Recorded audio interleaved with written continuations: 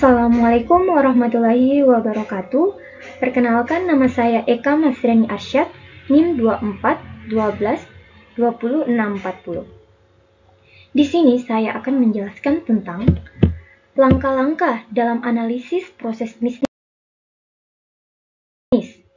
Nah, di sini saya akan menjelaskan tentang langkah-langkah analisis dan pemodelan proses bisnis pemenuhan pesanan UMKM XYZ. Langkah-langkah yang pertama yang harus dilakukan yaitu yang pertama, identifikasi proses bisnis, yaitu melalui beberapa tahap, yaitu pemesanan atau sales order, yaitu menerima pesanan, menanyakan kebutuhan, mengecek kapasitas, mengkonfirmasi bahan dan waktu, selesai, mencatat order, membuat bill, serta menerima DP. Berikutnya yaitu pembelian material atau order materials, yaitu membuat perencanaan produksi, mengecek kebutuhan bahan, menghubungi supplier, mencari supplier, menegosiasikan harga, memesan dari supplier alternatif, membayar pesanan, dan mengambil bahan baku. Berikutnya yaitu produksi produk atau produce produk, yaitu menyiapkan kain, memotong kain, menerima kain, mengobras kain, menjahit kain, membordir pakaian. Selanjutnya yaitu pengecekan kualitas produk atau quality check, yaitu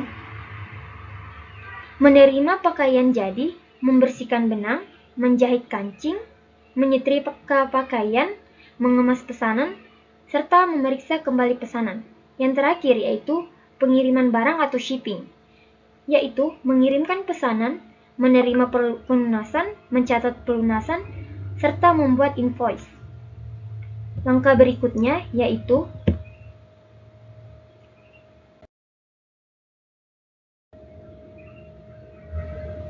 pengumpulan data, yang mana yang terdiri dari yang pertama yaitu wawancara dengan pemilik UMKM XYZ mengenai proses pemesanan hingga pengiriman. Yang berikutnya yaitu observasi langsung terhadap alur kerja dan waktu yang dibutuhkan di setiap tahap. Yang terakhir yaitu analisis kuantitatif untuk mengevaluasi rata-rata waktu pemenuhan pesanan, keterlambatan dari supplier, serta waktu proses produksi.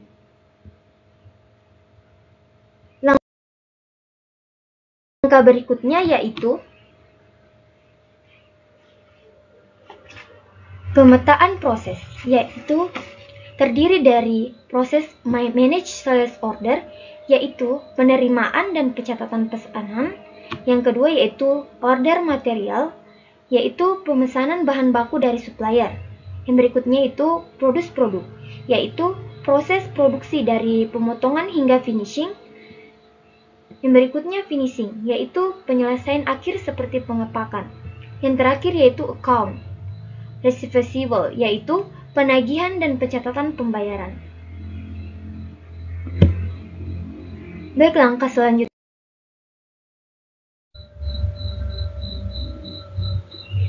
Langkah selanjutnya yaitu analisis kelemahan. Dari artikel tersebut, kita dapat menganalisis kelemahannya, yaitu yang pertama keterlambatan pemesanan bahan, yaitu pencarian supplier alternatif dan menunggu bahan baku dari supplier menyebabkan keterlambatan pemesanan. Yang berikutnya yaitu keterlambatan pembuatan perencanaan produksi, yaitu pemilik UMKM XYZ kesulitan dalam membuat perencanaan produksi karena kurangnya informasi tentang ketersediaan pembuatan. Berikutnya yaitu kurangnya ketepatan waktu pembuatan, yaitu pemilik UMKM XYZ tidak memiliki kontrol yang memadai atas waktu untuk setiap aktivitas produksi, sehingga sulit memperkirakan waktu penyelesaian pesanan.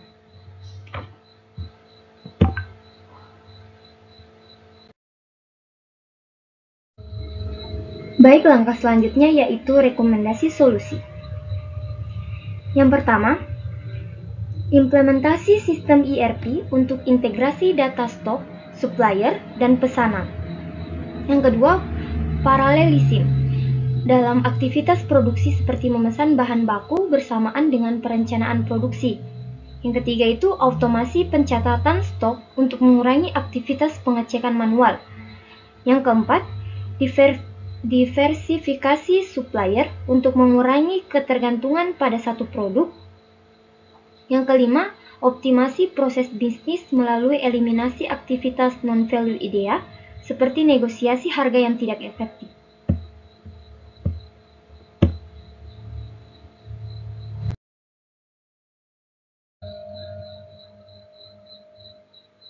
Langkah selanjutnya yaitu implementasi. Langkah-langkahnya yaitu pertama, pelatihan karyawan untuk mengoperasikan sistem ERP dan memahami alur proses baru. Selanjutnya yaitu integrasi sistem secara bertahap, dimulai dari pencetakan stok dan kontak supplier. Berikutnya yaitu penerapan paralelism pada tahap perencanaan dan pemesanan bahan. Berikutnya yaitu evaluasi berkala untuk memantau kinerja sistem baru dan melakukan penyesuaian jika diperlukan.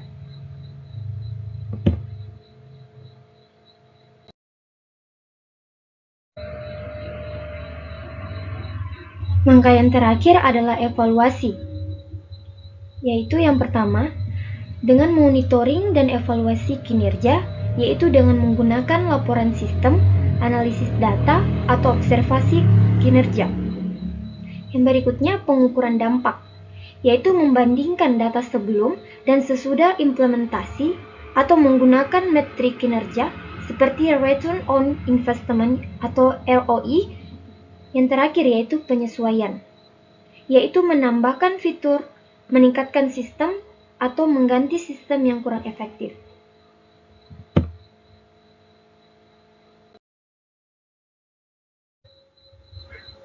Baik, sekian yang dapat saya sampaikan. Lebih dan kurangnya mohon dimaafkan. Saya tutup dengan ucapan wassalamualaikum warahmatullahi wabarakatuh.